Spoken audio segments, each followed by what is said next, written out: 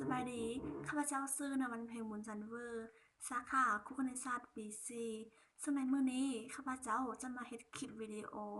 ของวิชาแสงสว่างซึ่งนำพาโดยอาจารย์ปาวิตร สุวรรณวงศ์ในหัวข้อการสร้างแต้มรูปพันเป็นกงสวดซึ่ง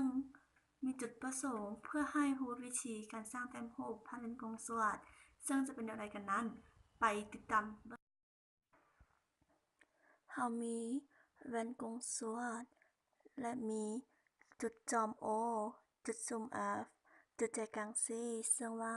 ได้ O หา F เท่ากับ F หา C เวลานั้นเรามีวัตถุ AB ไว้ต่อหน้าของแว่นกงสวดเราจะใส่รัศมีแสงไปตามกับแว่นโดยมีเส้นเกลี่ยเหาไปผ่านจุดใจกลาง C ที่อยู่ทางเบื้องหลังของแว่นเมื่อตามแว่นจะสะท้อนกลับคืนทางเก้ารัศมีแสงขนานกับแกนต้นของแว่น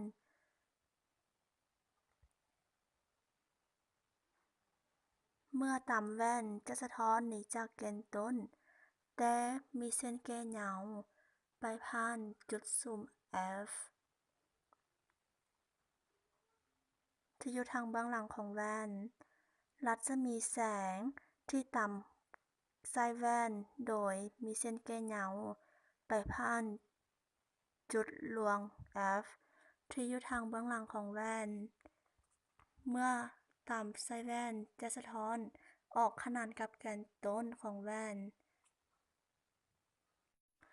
รัศมีแสงที่ตามไส้จุดจอม O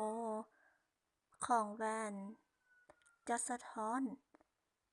ออกตามกฎเกณฑ์สะท้อนแสงแล้วเราจะได้จุดตัดของ4รัศมีแสงซึ่งจะเป็นรูปหลวง A ขีด B ขีดที่อยู่ทางเบื้องหลังของแว่นกงสวดซึ่งมาฮอดนี้การนำเสนอของข้าพเจ้าก็หมดเพียงส่ำนี้ข้าพเจ้าหวังว่าจะเป็นประโยชน์บ่หลายก็น้อยต่อกับนักเรียนนักศึกษาผู้ที่มีความสนใจในการสร้างแต้มรูปพันเป็นกงสวดขอขอบใจบ๊ายบาย